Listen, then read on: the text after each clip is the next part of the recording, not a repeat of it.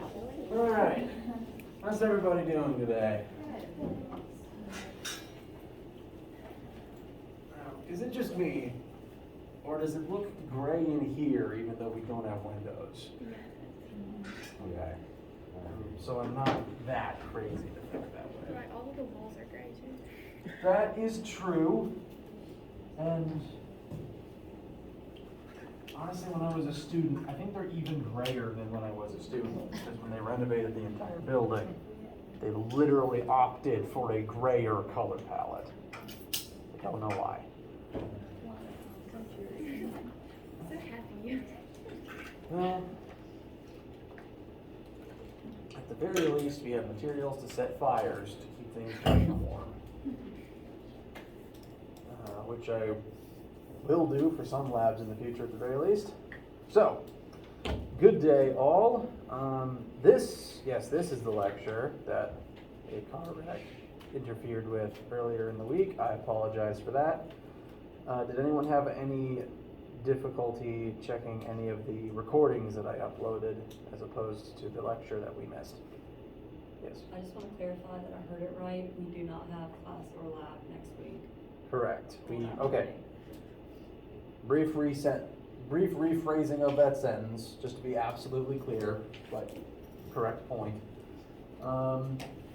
This is Labor Day, which I think we should have off anyway, even though the school is still open, because it's a trying world we live in and we all need vacation.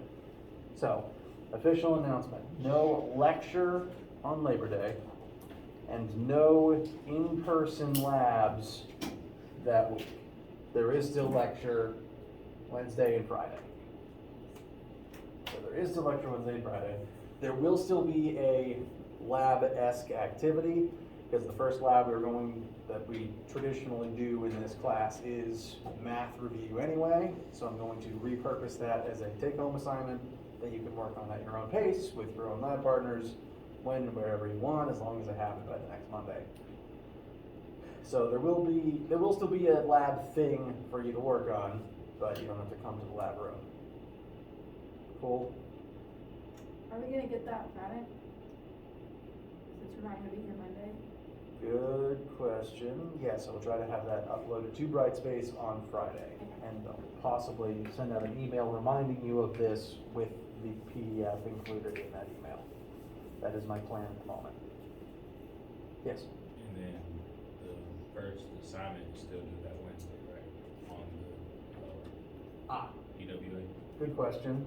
So the WebAssign first quiz and homework, it should already reflect this.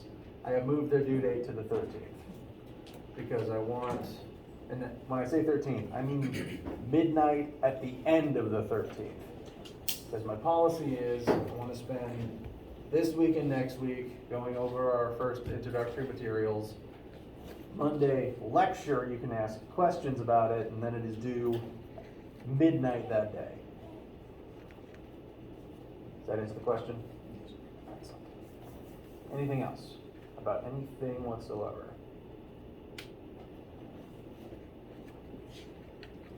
Yes. Do we have multiple attempts on the WebAssign, like for the question and answers? Yes. Now, how that will work differs somewhat between the homework and the quiz. The homework, you have unlimited tries, because I want you to do it until you get it right.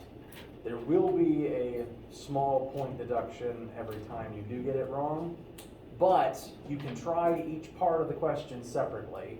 So if there's 10 questions and each question has maybe 3 parts, if you're looking at question 1, part A, you can try A until you get it right, and then you can start trying B until you get it right, and there's no penalty for repeatedly clicking on B when it comes to if it took you 5 tries to get A right, B is already a clean slate. Your score on B has no effect on anything on A. So please take as many tries as you need to on the homework.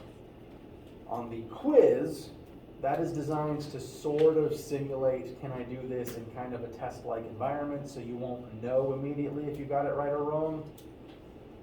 But you will still have multiple attempts if while working it out, you realize, oh, I made a mistake on that previous part. Quizzes are designed to take about 10 minutes.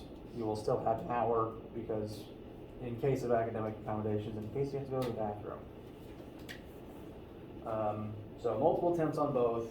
Each one will just work somewhat differently. I had another point I wanted to mention since I was talking about it. I've already forgotten what it was. This is why I need to write things down.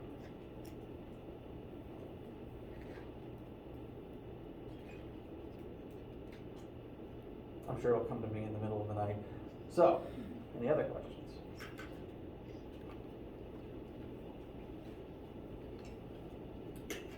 Okay. So, now just because I didn't technically get the chance to put these on screen for everybody, I want to make sure that, as brief review, these are the first things that we are going to be measuring and working some formulas for. These are 3 vector quantities. You should have, in the recording or by looking over these slides yourself, we should have talked about the difference between scalars and vectors and quantified and worked some formulas and samples for these first 3 vectors: displacement, velocity, and acceleration. They're all interrelated, connected by a differential integral relationship with time.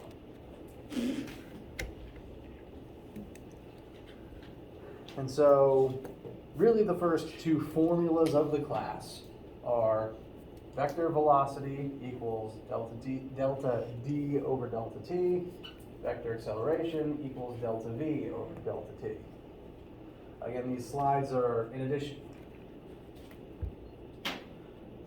to Monday's recordings on YouTube, which unfortunately only one of them was the complete lecture, because when my phone fills up on space it just stops recording. So there's really only 1.5 Monday lectures on YouTube. There's still one complete one there that I do recommend. If you haven't looked at it yet, please do look at it. These notes are also on Brightspace as well. Again, I do update them as I change out slides, add more examples in. Currently, I believe the version on Brightspace is the most up-to-date one with the newest examples I've added. I recommend you look over those if you haven't yet. But if those are the first 2 formulas, I now want to compare them to the next 2 formulas that we are going to look at. And this is not actually my analogy. This is one that has been used in this physics department longer than I have been affiliated with this school. These are the first, together they form the first 4 equations that have to do with classical motion. Using these formulas, we can describe relatively any part of the movement of any object throughout 3-dimensional space, one axis at a time. Again, we're starting in 1 dimension, 1D, just for simplicity's sake. We'll move on to 2D in a minute. Each of these formulas can describe the motion of an object within one axis of movement. We've already looked at the first 2. The first 2 are definitions of velocity and acceleration. And I want to go ahead and acknowledge that these first 2 have a triple equals sign in it. Does anyone actually know what that means mathematically? It is okay if not. Even I didn't originally know, and it took many years for someone to finally tell me. The triple equal sign is an equal sign, so when doing your math, you don't have to treat it any differently. What it does technically mean, though, is defined as. Velocity is defined as change in displacement over change in time. Acceleration is defined as change in velocity over change in time. It's equal sign, but more powerful. It's not just these 2 things happen to be the same number. It's this is literally this in its entirety. Again, in terms of math, you can treat it as an equal sign. It doesn't change anything. I just want to acknowledge what it is. These other 2 formulas don't have that because they are not definitions, they are just formulas. These are things that we have experimentally determined equal one another because the math tells us they do, not because one is defined as the other. But having already looked at these, let's now start looking at these two. And again, these four formulas are very important. As a quartet, we can describe all motion with them, and so this department, again, this is not my idea, has been referring to them as the Fantastic Four for, again, at least over a decade, because I started here in 2010, and it was already on all the notes they were using. And of the four, this, number 3, is arguably the most useful. Let's look at why. In physics, we like to describe the universe with math. All of our formulas can in turn be remade into a paragraph talking about the relationships between all variables present. And we are going to analyze formula 3 accordingly. The screen marker is dying. See if spending night upside down will help. More ink. Nice. Delta x equals velocity subscript 0. I'm going to finish the formula before I explain a few things. Times time plus 1 divided by 2 times acceleration times time squared. Couple of caveats before we get too far into this. Delta x could reasonably be replaced by delta y or delta d. I'm sort of in the habit of using x as a default if we are only looking at one-dimensional motion.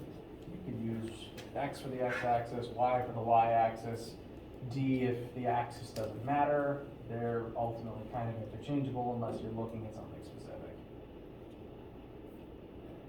But something that I absolutely need to define is v subscript 0. Has anyone actually seen this terminology? Okay, cool. Now, one of the professors here, Dr. Wanless, is from South Africa, so I picked up a few of his Britishisms. He would call this V naught, because it's not an O, it's technically a 0, and I can't write.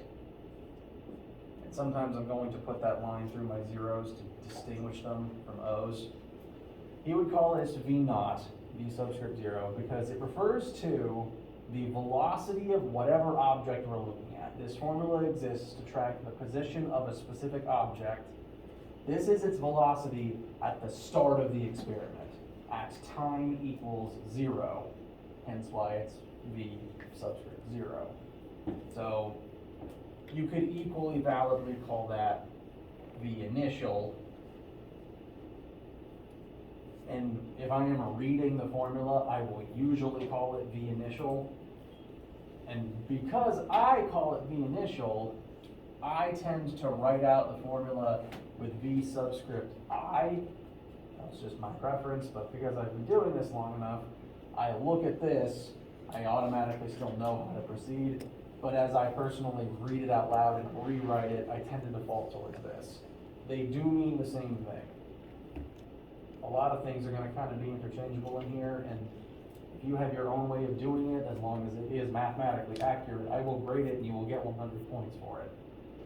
I just want to explain the differences and the similarities if you've never seen them that way, because I might be inconsistent in the way I speak it and write it. Any questions about that? Okay, so V naught and Vi are the same thing, and they refer to, since this formula exists to track the movement, the position of a specific object, this is the initial velocity of that object at the beginning of the experiment, at time equals 0. Just write that down. Initial velocity at t equals 0.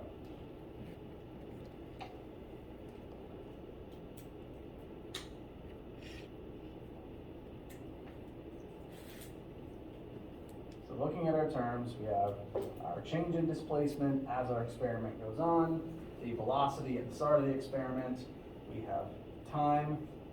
This is how much time has elapsed since the start of the experiment.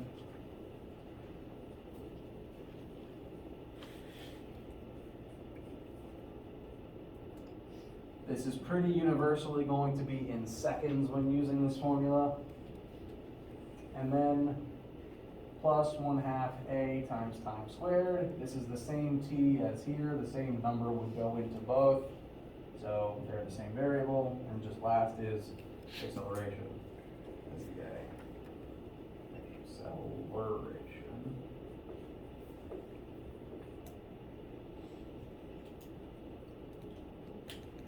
And again, this formula is going to be very important. Of the three, it's the one that will probably come up the most. It's the three that is arguable, of the four, it's the one that will arguably come up the most. It's the one that's arguably the most useful. This one formula lets us determine where anything will end up knowing these things about it. How fast it was originally moving, is it accelerating, how long has it been moving?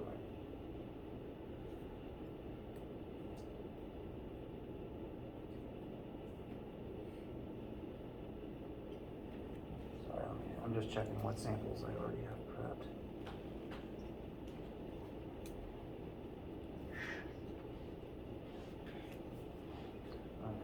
Yes. To demonstrate it, I want to briefly look at a few sample questions, and we will look at different scenarios where this one equation comes in handy. So, question one, you drive at 55 miles per hour for 23 minutes. How far have you traveled? So, we list our variables. At the start of this process, our velocity is 55 miles per hour. Our time that has elapsed is 23 minutes. And we are asked, how far have you traveled? That is our change in displacement. That is what we are going to solve for. Now, in this class, and in probably a lot of your physics and other science classes, there's going to be information that is inferred by the question that it doesn't outright state. The question is implying we are driving at 55 miles per hour the entire time. So what would that make the hypothetical final velocity throughout this process?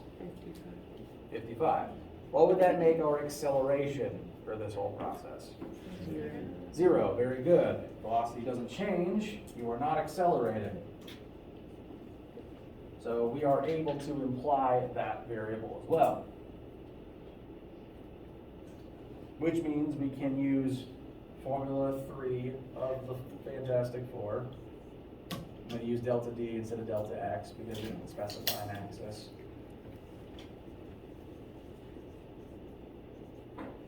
So we want delta D. We are told velocity of 55. If we use 55 miles per hour, should we plug in 23 minutes? No. I'm going to write up here 23 over 60 to try to convert that to hours. It will be less than 1 hour, but then our ultimate distance that we get out of it will be in miles. And if acceleration is 0, what's going to happen to this whole thing? 0. If acceleration is 0, this entire last part of formula 3 just breaks away. And this will ultimately give us one whole number for a number of miles traveled. What are we looking at for our answer there?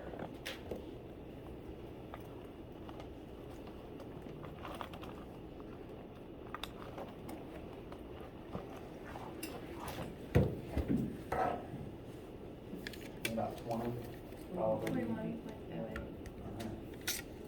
0.08.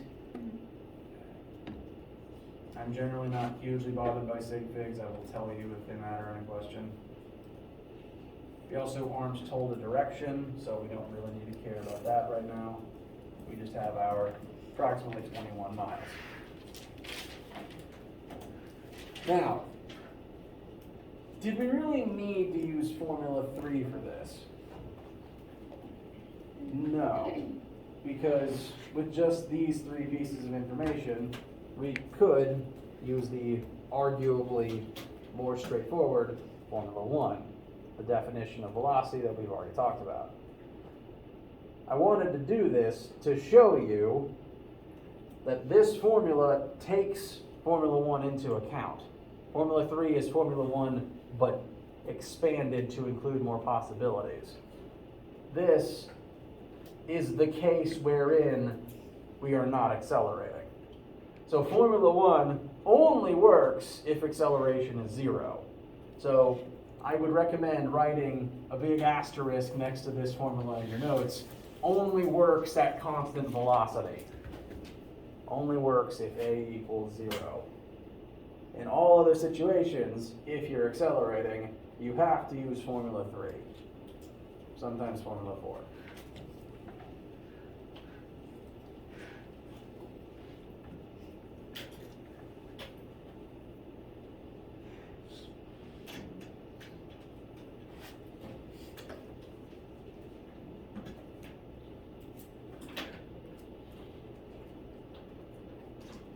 Questions so far? Okay. Now, because this formula has an acceleration term in it, let's look at a scenario in which something is accelerating.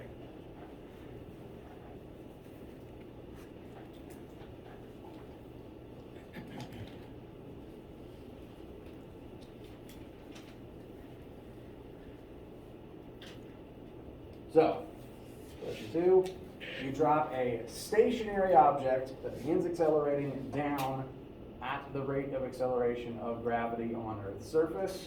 That is listed as 9.8 meters per second squared approximately. This number will be referenced repeatedly. It's arguably the one constant I would expect you to have memorized, just to how frequently it comes up.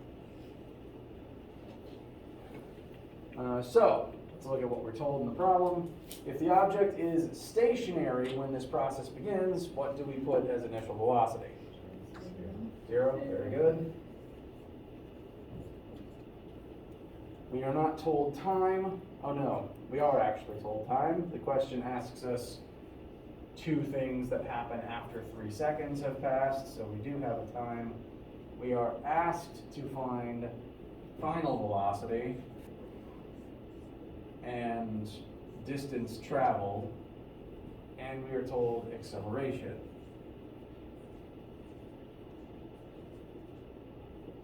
I'm going to list this as 9.8 meters per second squared downwards, because at least on Earth, gravity always points down. You can ultimately show that in a number of ways. Very commonly, people are just going to write negative 9.8, the assumption being down is negative. If you wanted to, it is entirely possible to keep down as positive. Say in this example where everything is moving down, every vector is going to point down in this case. So the negative doesn't really matter as long as you specify downwards. Again, if I, a human with a brain, am reading your answer, as long as you're consistent, any notation is fine. So, first question, how fast is this object, I'm just going to call it rock, how fast is this rock falling after 3 seconds?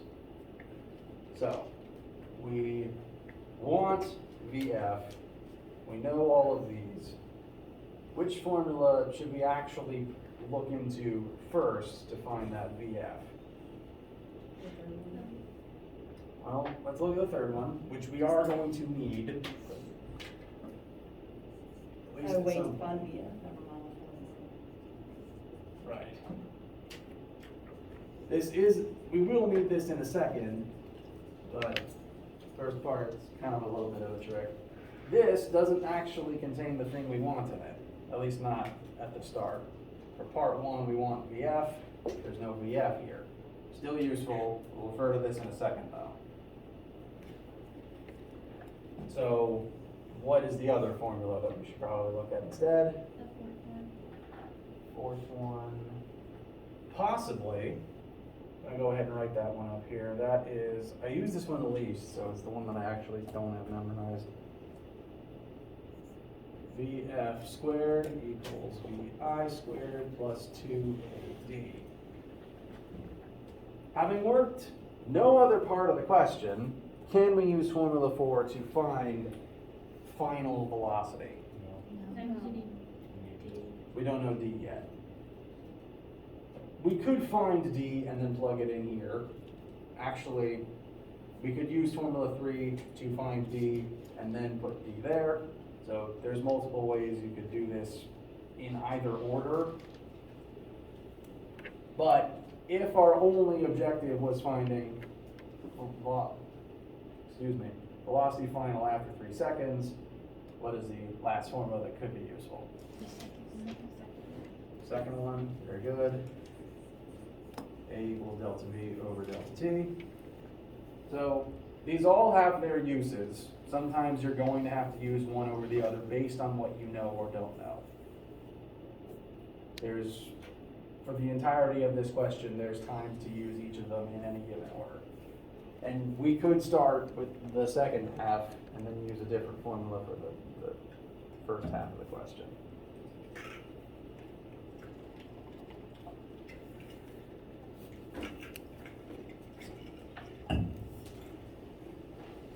But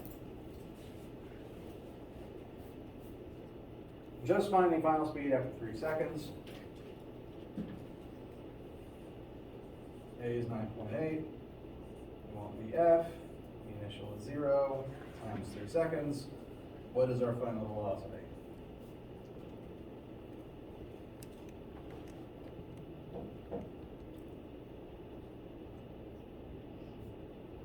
.9 something, I think. 29.4.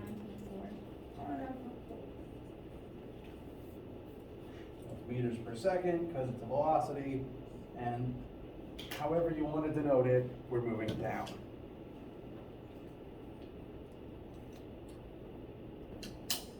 How would the answer have changed if we were looking at time of 2 seconds?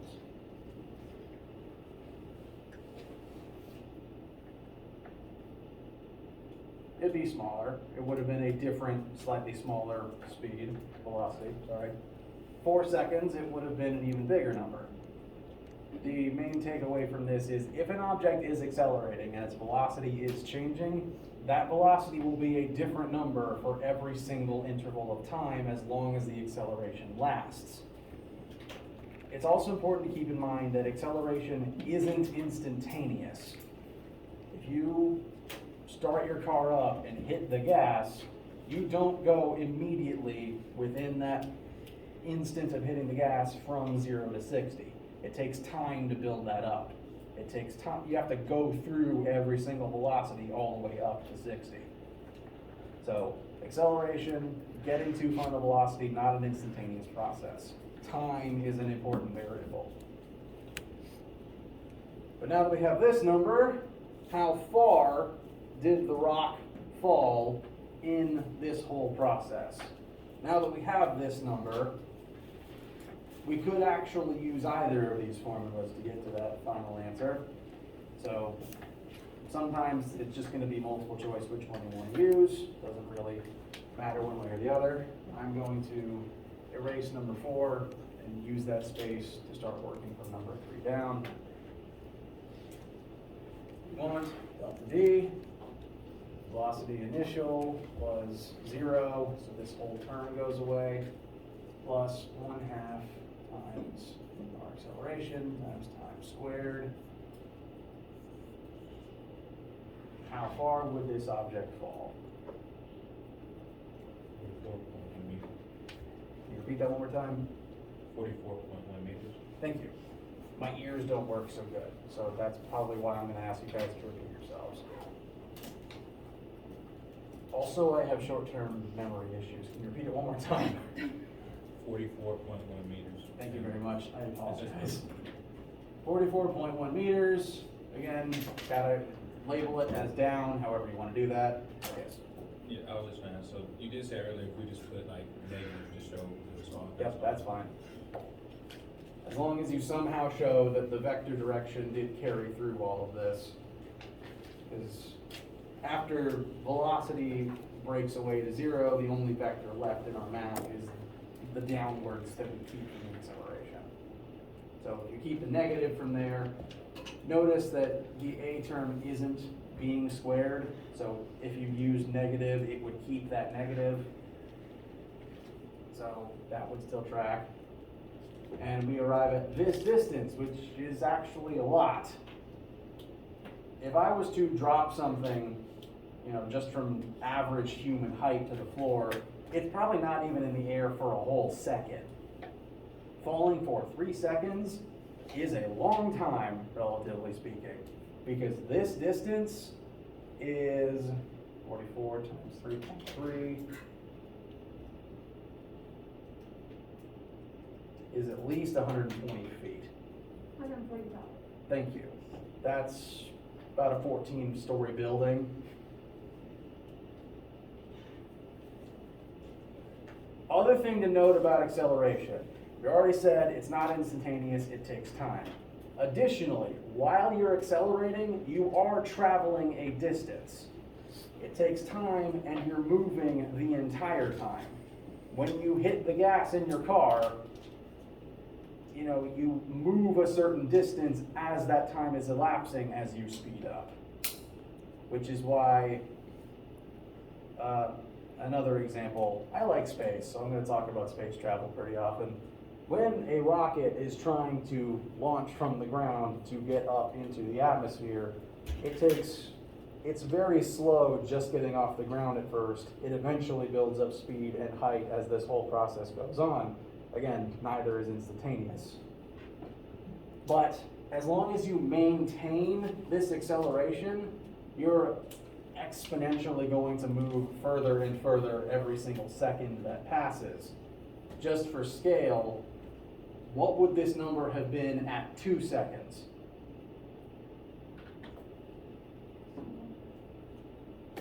It would be smaller. I would like the number real quick so we can get that scale. 19.6.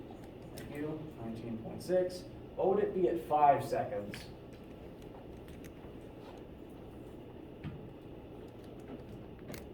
No, sorry, 4 seconds. Let's go up 1 second at a time. What would it be at 4 seconds? 78.4. So every second, you're covering about twice as much distance.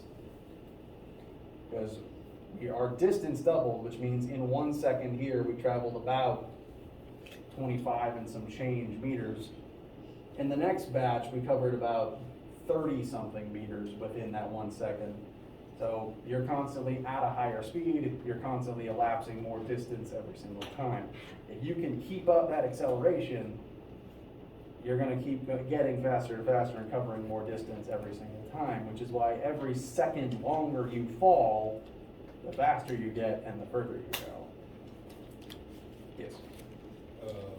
I know it doesn't really apply to this, but like in a free fall, wouldn't mass kind of affect that too? Or is that not really mass? Sorry, mass? In a free fall. Only in cases of very small objects with comparatively large surface areas. To talk a little bit ahead about gravity, again, this number is going to appear whether you want it to or not on the back of your eyelids because of how often we're going to use it. On Earth's surface, every object accelerates as it falls at this rate, barring a few exceptions. Doesn't matter what I drop, as long as, again, they're not very small, they will fall at the same rate. And what that means is, while you are in free fall, you are constantly accelerating and getting faster and faster, which is why parachutes are invented. The one time where this isn't true is a object with very little mass but comparatively large surface area, namely things like pieces of paper and the weird leaf seeds that helicopter their way down from trees, and dandelion puffs and things like that. Oh, and like big foam balls or beach balls. Low mass, big surface area. That is where wind resistance starts messing up our calculations. We're not going to mess with wind resistance too much in here because it's a pain to calculate. We're just going to assume most of our falling objects ignore it. Good question. Thank you. Any question about any of the things I've just said so far? Oh, I've been talking for way too long already. I apologize. We'll take a quick break here, actually, because I'm very thirsty, and I should have done that 10, 15 minutes ago. We'll end on some fun facts and some examination of Formula 4.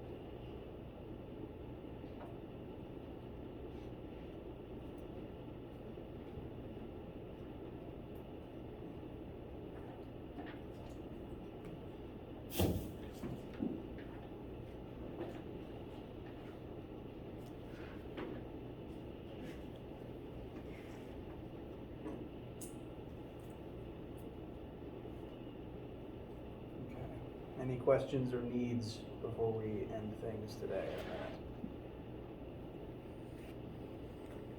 on that? Okay.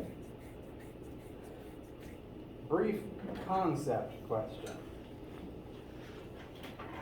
You're, say, on a carousel or some other spinning carnival ride.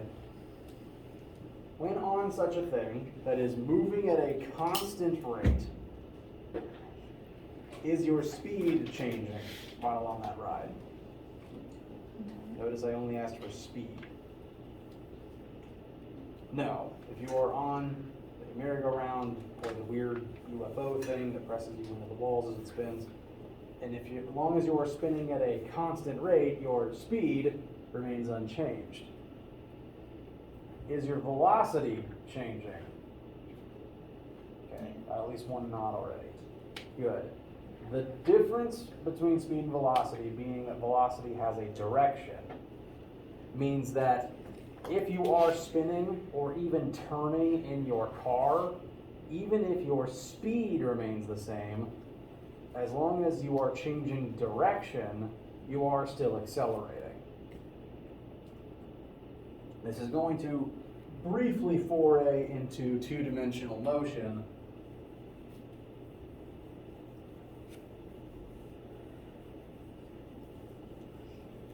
So we'll reference this more probably on Friday. This is about, what I'm about to draw is a very, very poor representation of a bird's eye view looking down on your car, kind of like driver's ed diagrams you've seen.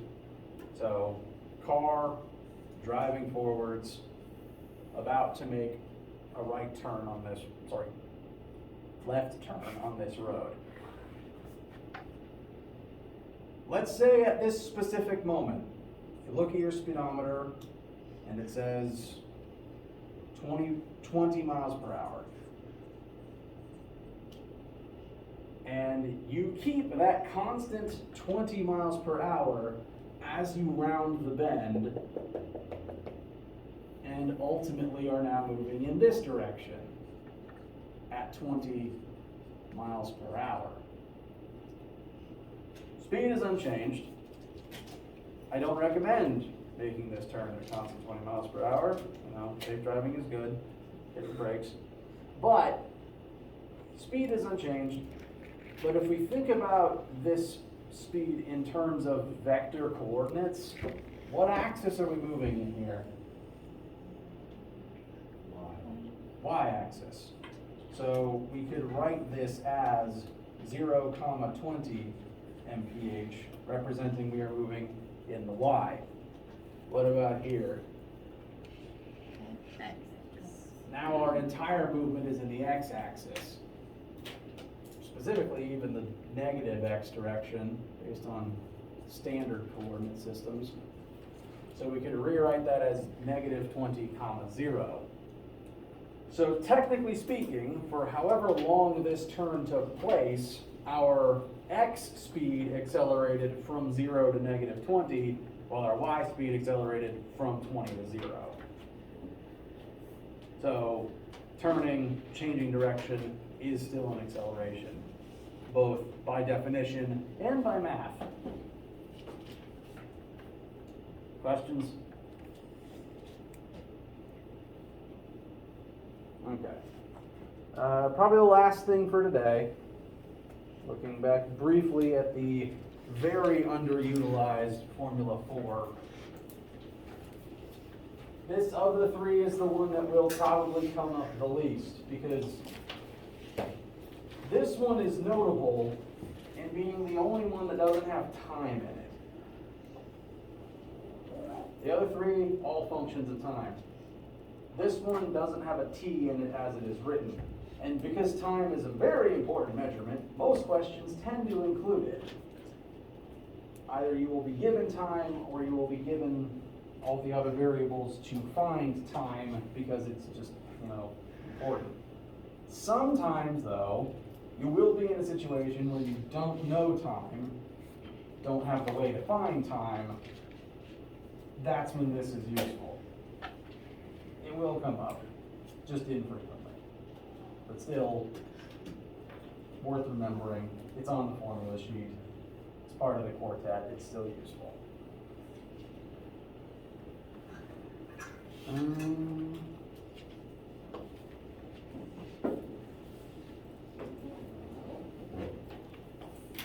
Friday. Friday we will begin diving into two-dimensional motion. Do please, again, start looking over the first homework. It is, again, it should already reflect this on WebAssign. If it doesn't, please let me know. It should now be due midnight on the 13th, so we have all of next week to continue these topics as we start moving into 2D motion and forces. Do begin it. If you have any issues with it because the machine isn't grading your questions properly, please let me know. I want to briefly again draw reference to this fact about falling. On Earth, gravity accelerates objects constantly downwards at this rate. We're going to begin talking about the force of gravity soon. But the weird thing about the force of gravity is every object has a different weight, but the same acceleration. So starting now, whenever we reference a falling object in the state of free fall, we can automatically assume this is its acceleration, specifically downwards. So handy in your homeworks, handy in the questions we're going to start doing on Friday. Do keep that in mind. We'll dissect more closely the difference between mass, weight, and acceleration of gravity shortly. Any questions about anything at all? Yes? Are we gonna see the results for the pre-test that we took, during lab mentioned? I think those can be available to students who want to know how they did. I am not the department head in charge of that data collection and what's the word? The giving out of that information. I will inquire about that shortly. Thank you for asking. Sorry, I don't do that. Anything else? Okay. Have a delightful Wednesday. Stay dry if it does start / continue raining. I'm rambling. Don't let that stop you from leaving. Stay hydrated. I don't know. Have a good day.